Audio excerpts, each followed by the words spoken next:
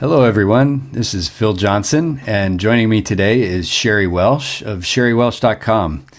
Sherry's a leadership coach, and she works with professionals, both individuals privately and with groups within companies. And I would like, again, to encourage you all to get a copy of Sherry's book.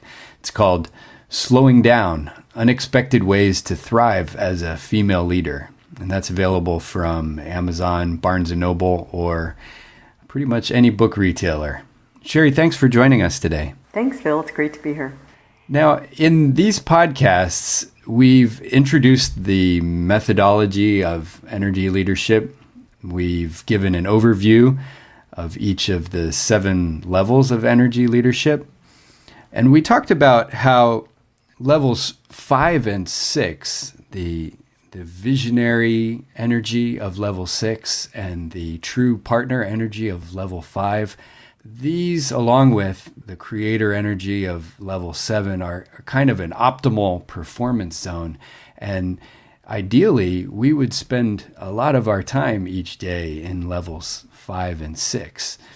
But there are barriers that prevent us from remaining in those levels on a more consistent basis. And today we want to begin to look at those barriers. And Sherry, I was wondering if you could kind of introduce this concept of these barriers to us in a little bit more depth. Sure, absolutely. So as we've talked before about the catabolic and anabolic ranges of energy that show up for each of us, and we all fluctuate back and forth throughout the day. Ideally, the more time we can spend in our level 5, 6, and 7, the more productive we're going to be, the more relaxed we're going to be, and the more fun we're going to have in the work we do, the relationships we enjoy. Anything that's going on in our life is going to be more enjoyable, more fulfilling. You're going to have more energy and zest for it when you can hang out in level 5, 6, and 7 more often throughout the day. So as you said, Phil, things bring us down out of that optimal state, take us out of that natural peace we have all at our core, and have us come down to our level 1 and 2, our victim and fighter energy, which is really catabolic and draining and exhausting. So what those things are that pull us out of that natural state are what we call barriers or energy blocks. And they're beliefs that we have based on what's going on, the situation, the person talking to us, the task at hand. It's the beliefs we have about that or about that person that take us out of our open-minded, natural, opportunity, filled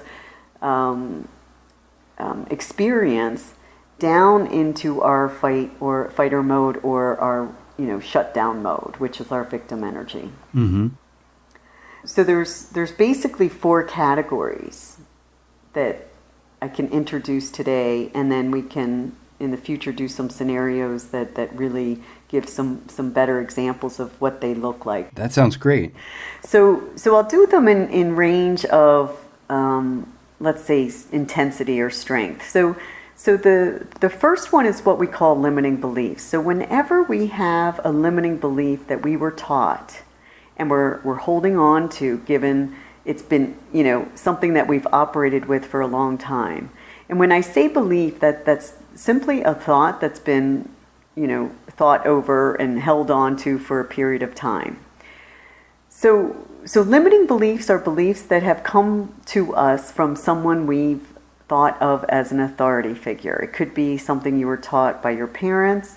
It could be something you were taught by a teacher. It could be something you were taught by the media, by someone in your church that's in an authority position, but it's someone that we believe is an expert, so it has to be true if they've said it. So one example I have that I use with my clients to help explain this a bit is, I was very strong in math and science, and so I always was doing well in school in those areas, and I wanted to be, though, a teacher. And I had a real passion for teaching. I did it with my little brother in the basement. I would line him up with my Barbie dolls, and I'd have class, right? I had a blackboard and everything. And I'd make him sit there and be the student as much as he hated it.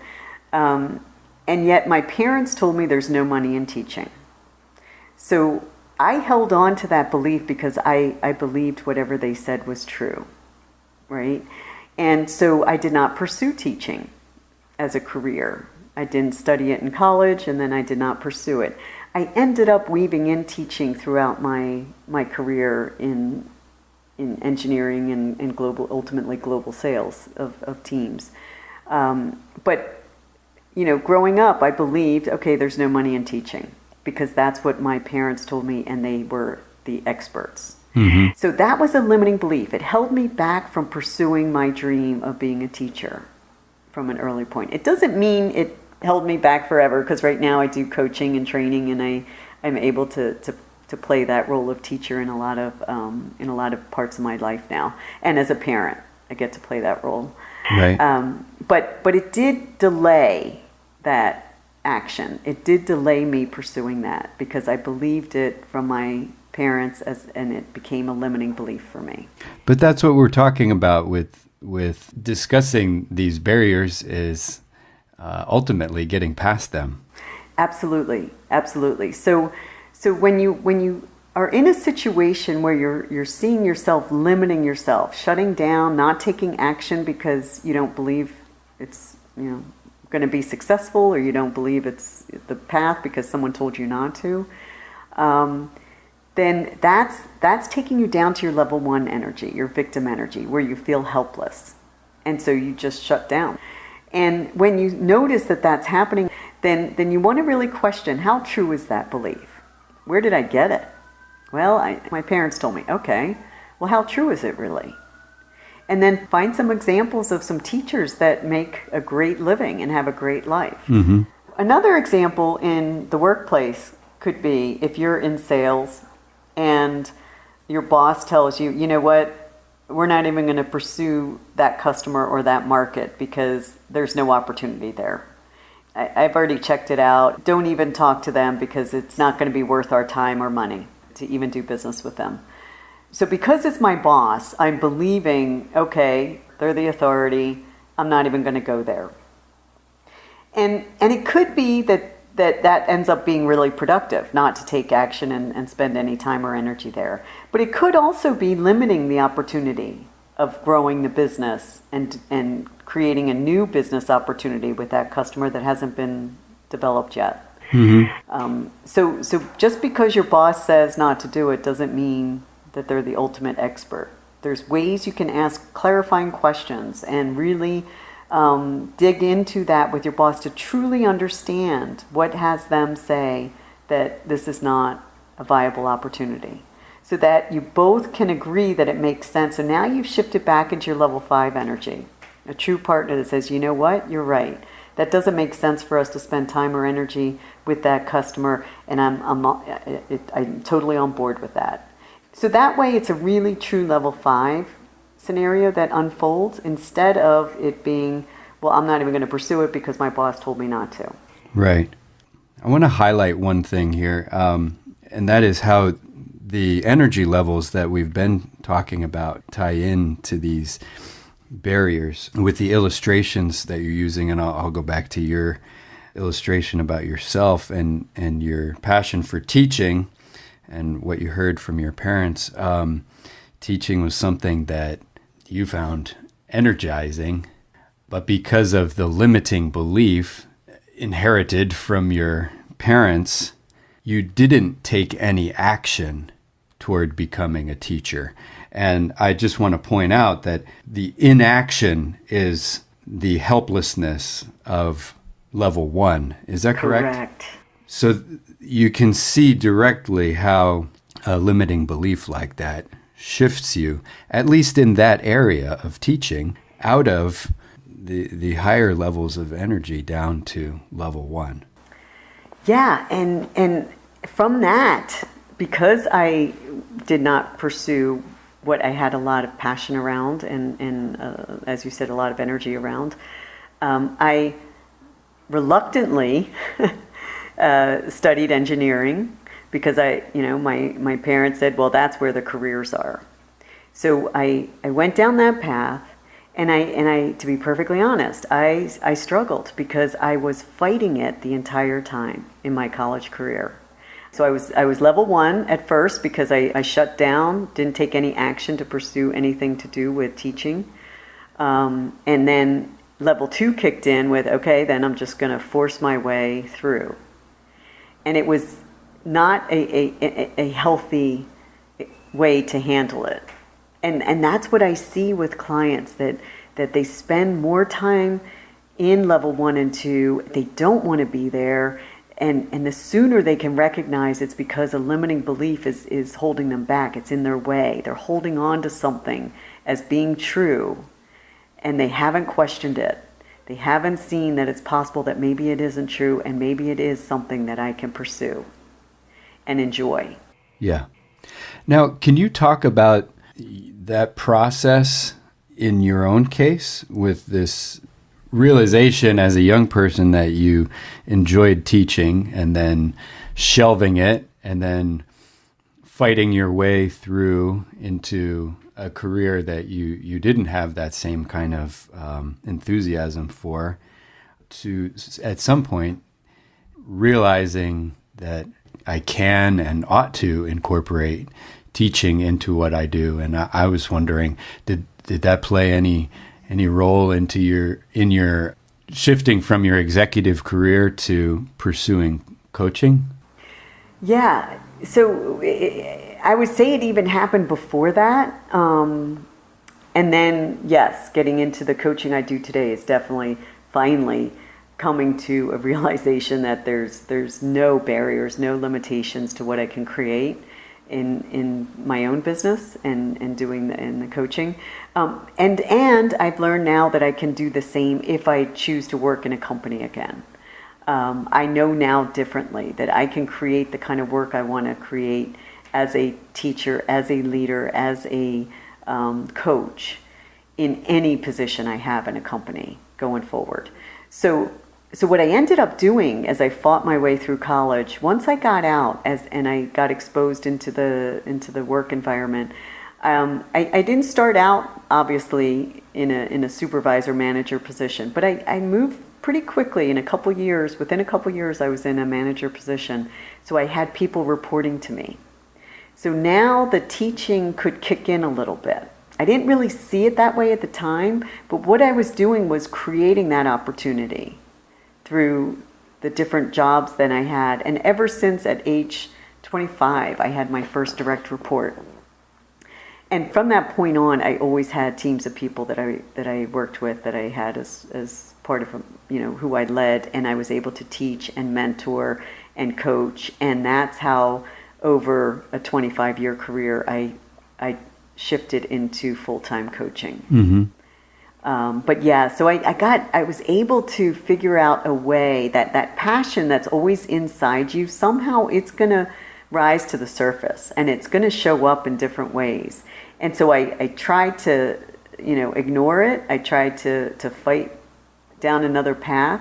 And what I found is ultimately that it started creeping in different ways. And then now, 25 years later, I'm a little maybe slow learner, but 25 years later, I can finally say, all right, now I can do it full time. Yeah. All the time. Better late than never. Yeah, exactly.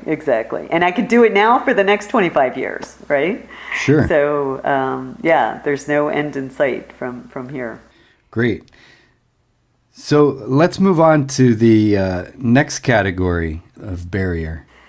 Yeah, so the next one is what we call assumptions that we make. And you might also call them expectations we have of others. So assumptions that get made are a little stronger than limiting beliefs because they're based on our own personal experience. That we've actually experienced this, we've lived it, it's happened to us before, so we assume it's going to happen again, or we expect it's going to happen again. So for example, if I have a colleague who I've not been able to get to be cooperative, not to be I can't get them to meet the deadlines that we agree on. They consistently are late. What happens is I start to make an assumption that they're always going to be late. So I don't even include them in the team because I'm now assuming that they're not going to be on time and that's not going to work, so I'm not even going to invite them to participate. Right? That can happen both personally and professionally. Sure, yeah. It could be that you have a boss that in the past hasn't listened to you when you come to them with a suggestion or a new idea. So you just end up shutting down. You don't submit any new ideas or suggestions because last time your boss cut you off and shut you down. So you just don't even try. You don't even attempt it. That also is very limiting and is going to take you down to your level 1 where you really feel helpless because you know what? Why even bother? Last time I did it, they shut me down. I'm not even gonna raise my hand. I'm not even gonna participate. So a lot of times with assumptions, it takes you to your level 1, total inaction. Sometimes it can take you to your level 2, so you can come into an engagement with someone where last time you met with them, you fought. Mm-hmm. So you're gonna come in with the thought, you know what, last time I met with them, they were really difficult and I had to fight my way to a conclusion, so it's going to be another battle. I hear it all the time with my clients that are in sales. When they talk about, you know what, that customer's really difficult. And so I got to get ready to fight. Oh my gosh. How exhausting. They haven't even had a conversation yet and they're ready to fight. Right? Right. And it's only because they're making an assumption. Or they're expecting that the customer's going to be difficult this time because they were last time. Mm-hmm. And so what we do with that, and we'll give some more extensive scenarios in future podcasts, but what we do with that is really question, okay, just because it happened before, how do you know for sure it's going to happen again? Mm-hmm. And it's true that it could be very highly probable it'll happen again, but you can never know for sure that it's absolutely positively going to be the case again because none of us can predict the future. Right. So it's really keeping an open mind, which is level 5, to say, you know what? I know that's happened before, but you know what? Today's a new day. It could be a totally different experience this time. Right. I'm going to come in with an open mind and see how I can, really get this meeting off to a good start or get this engagement off to a good start, see what happens. Mm-hmm. And bringing that energy, that level 5 energy into the start of the meeting, into the start of the dialogue. Yeah. Seems like maybe it's a little bit harder to question these kinds of assumptions more so than compared to a limiting belief because it's based on our personal experience. Yeah, that's what happens, right? I mean, I know for sure this guy's difficult because last time I talked to him, it was painful. And all we did was end up arguing. So of course it's going to be stronger and more true in our minds. But again, it's only in the mind. It's only in the memory of that last time. Right. He could have just been having a bad day. Exactly. And they could have been tired. They could have been cranky. They could have been just gotten off the phone with someone who really, gave them a tough time and it just carried over into your situation. There's all sorts of reasons why someone isn't cooperative or a true partner in that moment. So when you're working with clients, do you talk about different ways to question assumptions like this? I do. Usually with the assumptions, I ask, okay, so when it happened last time, what was your response? What did you do when they said X, which got you fired up? And my client will usually say, well, I told them that, that's just not going to be possible. I talked to my boss, they're not giving me permission to allow that, so we're not going to do that. Okay. So what other options did you give that customer? And the client will usually say, well, that was the only option I had. Oh, okay. So when the customer took you down to that path and you made the assumption that it was going to be a battle, you were already shut down. You were already only seeing one option, and that was no. Mm-hmm.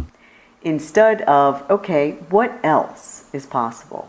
So when I work with clients, I always encourage them to ask themselves, okay, if doesn't work, what else is possible? That what else question is really powerful. Yeah. So that's how we usually shift them into, okay, instead a pattern of, instead of accepting because it's happened before, it's going to happen again, ask them, all right, what else is possible this time?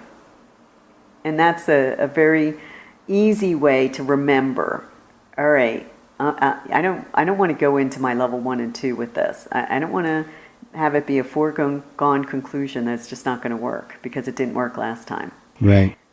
What else could happen this time? And just get some ideas flowing and possibilities moving through the thought stream so the mind doesn't get stuck on that assumption that it's going to be bad again. It's going to be a battle. So that question, what else, is that a level 6 question? Yeah, that's a great way to look at it. Sure is. Yep, it's a very open-ended, full of possibility, level 6 question. Yep. The visionary kind of question. What else? What other possibilities could come from this interaction besides the one that I'm assuming will happen? Great. How about we move on to the next category? Sure. The next one is even stronger still than assumptions, right? So assumptions are based on a previous experience. And interpretations, which is the next category, the interpretations of a situation or a task or a person are the stories our beautiful imagination creates that seem true.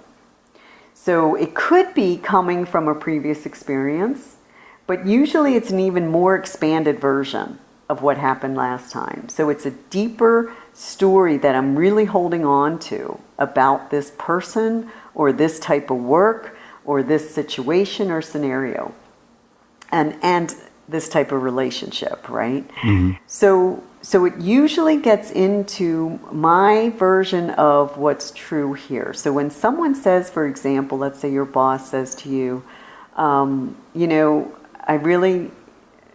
looked over the presentation you gave me and it looks good, but maybe you can, spend a few more minutes on these 3 slides. I'd like more detail on these. So you can immediately create a story around those words that just came out of your boss's mouth. You can now start to believe that, oh my God, my boss doesn't believe in my work. He or she is criticizing it. They don't like what I put together. I can't believe it. I put so much time and energy into this. I can't believe that she doesn't like it. Now you're moving into your level 2, getting frustrated and mad at your poor boss who just asked you to look at a couple slides and put a little more detail into them. And so your mind goes and creates this big story around those couple words that your boss said. Just go to these 3 slides and put a bit more detail behind it. Yeah. And you've created a whole story about what your boss is thinking of you, how they don't appreciate you, what you've done wrong, how you can't believe that they're, not satisfied with everything you put together, and. And it's like a runaway train. And so you get caught up in the story, you get caught up in the drama of it, and you can't see that it's just made up. Yeah. And that's why it's even harder to get rid of, because you, at least with an assumption, you see where it's coming from. Mm-hmm. It came from a previous experience. This one, it's your imagination run amok. It's creative, but it's not level 7 creator. Yeah. It's a beautiful, your imagination is a powerful tool when it's used in a way that's constructive, right? And creative and beautiful and in harmony with what's going on. But when your imagination is used to tear down either yourself or others, mm-hmm. then it's very destructive. It's being used, it's a misuse of your imagination. I would guess that the longer you allow one of those stories to go on, the more developed it becomes and the stronger your belief in that story becomes. Yeah, fantastic. That's exactly it, Phil. That's exactly it. That that it does become a stronger held belief because you've really convinced yourself that it's true. Mm-hmm. The longer it goes on, the more, and then you find evidence for it. Yeah. So how do you recognize and begin to question this kind of story? Yeah, it's again, the what else question is a great one. A lot of times what I do with clients, whenever they start to go down a story path, and I recognize it, right? And I can see it. It's just their imagination run amok. What I tend to do is ask them, so what do you think's going on for that person when they asked you to look at those 3 slides and put more detail behind it? And then my client may say, well, I think they don't trust me. Okay, well, what else do you think is going on for them? What reason would they have to ask you to put more detail into that slide? And now what we've done is move them into a level 5 true partnership, where they now start to get a little empathy for the boss, to try and get in the boss's shoes to say, okay, if I were the boss, what would have me request more detail for those 3 slides? And now I'm looking at it from a different angle. Right. I've opened up to look at it from another perspective as the boss. Now I'm like, okay, I get it. Now it would serve the boss for me to put more detail in because it would help them get the budget approved. Right. If I were the boss, I would like that detail to help me get the budget approved quickly. Maybe the boss knows that the CFO is a very detail-oriented person and wants to make sure he's got more than enough details in the presentation. To save time for everyone, right? Which is really getting into now level 5, level 6. That's a true win-win when we don't have to go down and spend 3 hours talking about what's in this budget number. And it's all right there, clear and succinct, yeah. So that's where, you know, what I like to do with clients is really have them get into the other person's shoes. Whenever they're creating a story around what someone thinks of them or what someone said to them, and now it's, you know, run amok and taken off in another direction, I'll have them say, well, what do you think's going on for that person? What had them, and it's amazing how the client starts to get compassion. They move into their level 4 for that person. They start to get compassion for them to say, yeah, I can't even imagine being my boss who has to deal with the CFO and all the questions he gets around the budget numbers. Yeah. So now they're in level 4, and now they start to totally shift their thoughts about their boss. It's beautiful. I've seen it happen over and over. And then they can easily move into level 5. Okay, so how can I help my boss out here to really have this work for both of us? Right. It'd be good for all of us if the budget gets approved. Mm-hmm. Well, that's really good. Once again, to see the interplay between the different energy levels there. Mm-hmm. Yeah. The what else question with the level 6 energy, just expanding your vision of what the possibilities are, and now putting yourself in the other person's shoes, allowing you to come up to level 4 to begin to develop some empathy for them, and then seeing how you can partner with them to achieve a common goal. Exactly. You got it. All right. So we've covered now the limiting beliefs, the assumptions, and our interpretations or stories that we tell each other. How about the 4th and final category? The final category is the deepest yet, and that's our inner critic that we all have. That's, you know, that voice inside. We call it a gremlin, inner critic.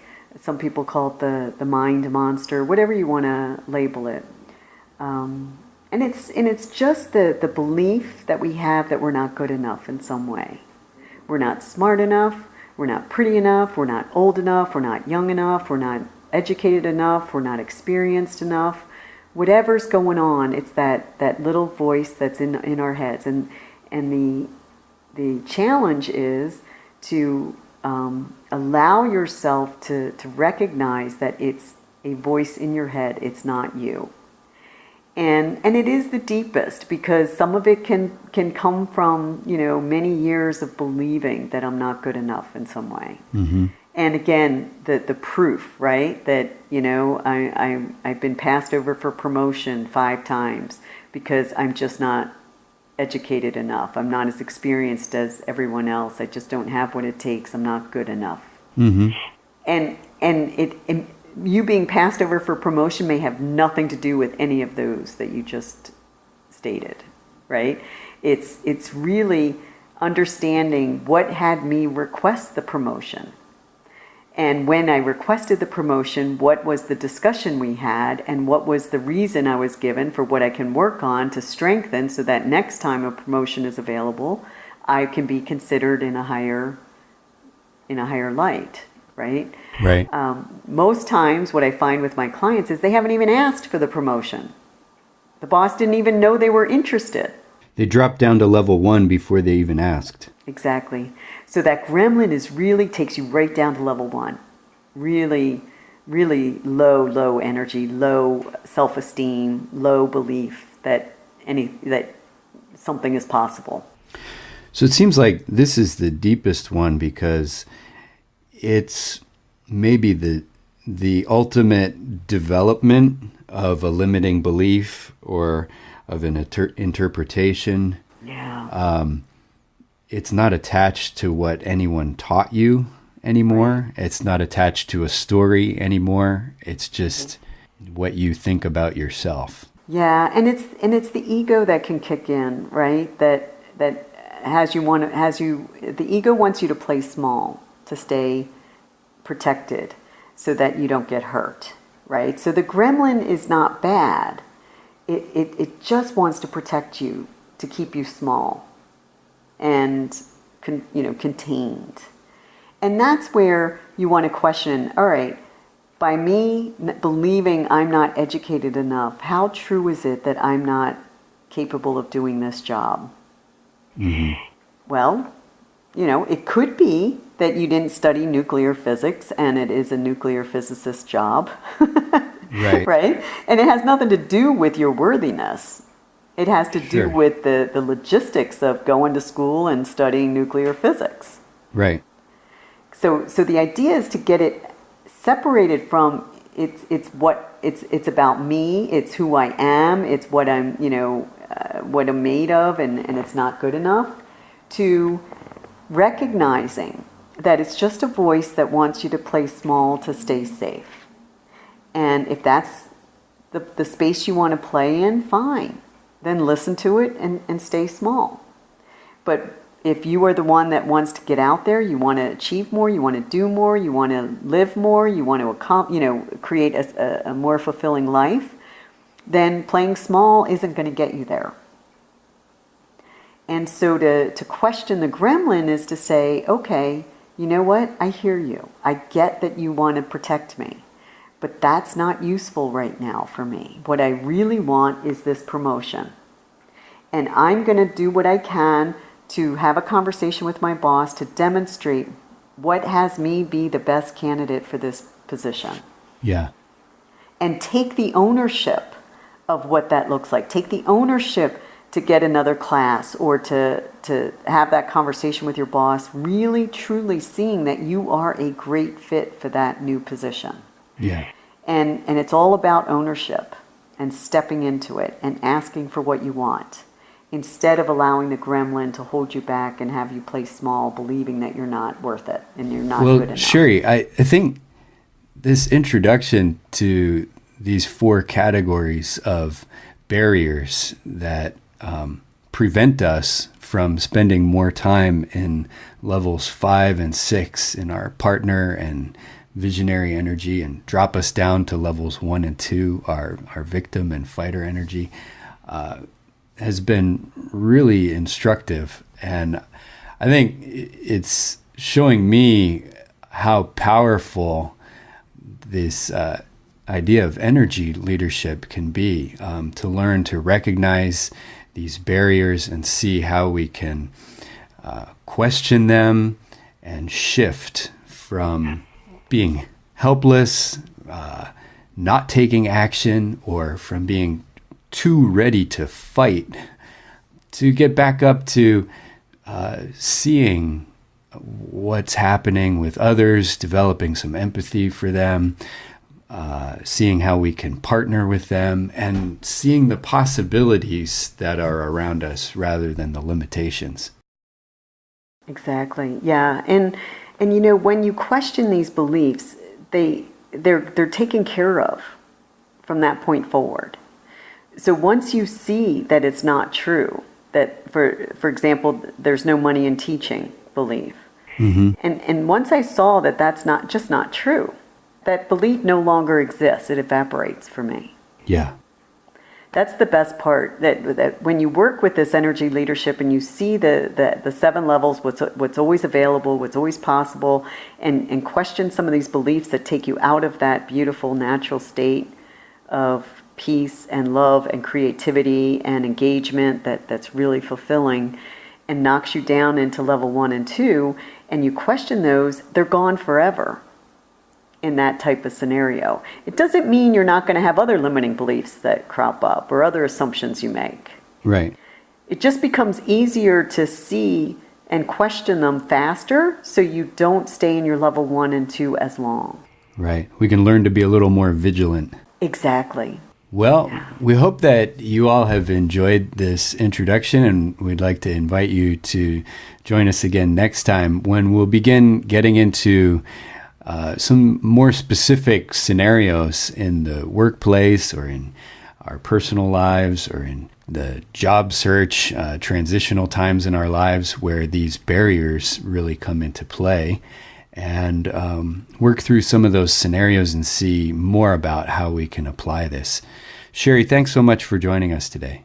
Thank you, Phil. It was my pleasure. For Sherry Welsh today, this is Phil Johnson. Thank you for listening.